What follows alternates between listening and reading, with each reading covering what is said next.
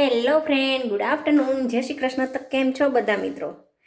તો જો હું તમારી હારે શેર કરું છું અત્યારે વઘારેલા ભાતની રેસીપી.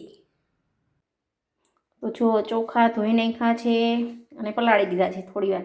ધાણા ભાજી લઈ લીધી છે, મીઠો લીમડો લઈ લીધો છે, લસણની ચટણી છે, તજ લવિંગ મરચું છે, લીંબુનો રસ છે,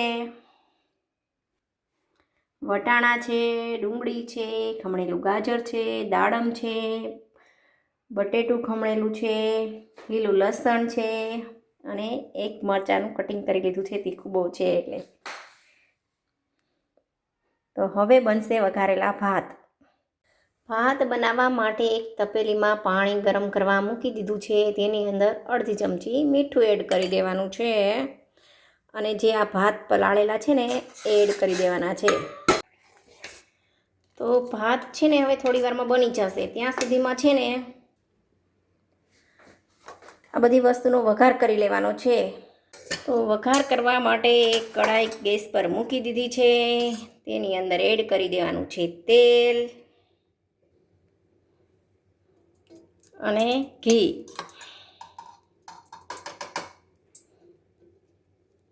ઘી 2 ચમચી લેવાનું છે.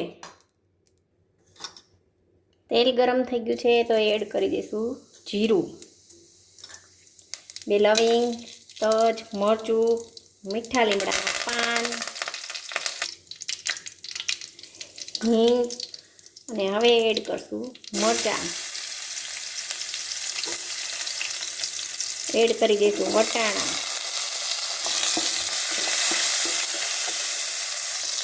હવે એડ કરી દઈશું ડુંગળી,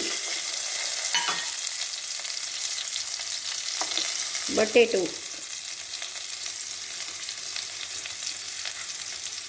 લીલું લસણ અને ગાજર.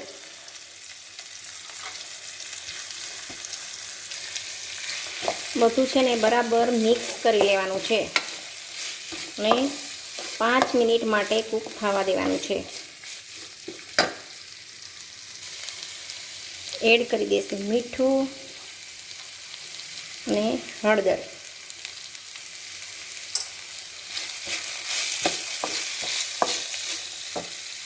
તો જો ભાત બનીને રેડી થઈ ગયા છે. તો જો બટેટું, ગાજર ને બધું પણ ચડી ગયું છે. તો હવે છે ને એડ કરવાની છે લસણવાળી ચટણી અને લીંબુનો રસ, 1 ચમચી ખાંડ. બધું બરાબર મિક્સ કરી લેવાનું છે.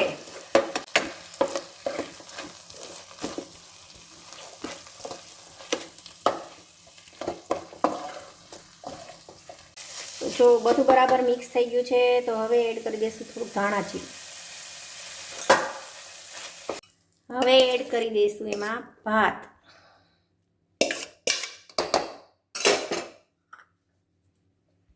તો જો ભાત બનીને રેડી થઈ ગયા છે. એકદમ ટેસ્ટી હો. તો રેડી છે વઘારેલા ભાત.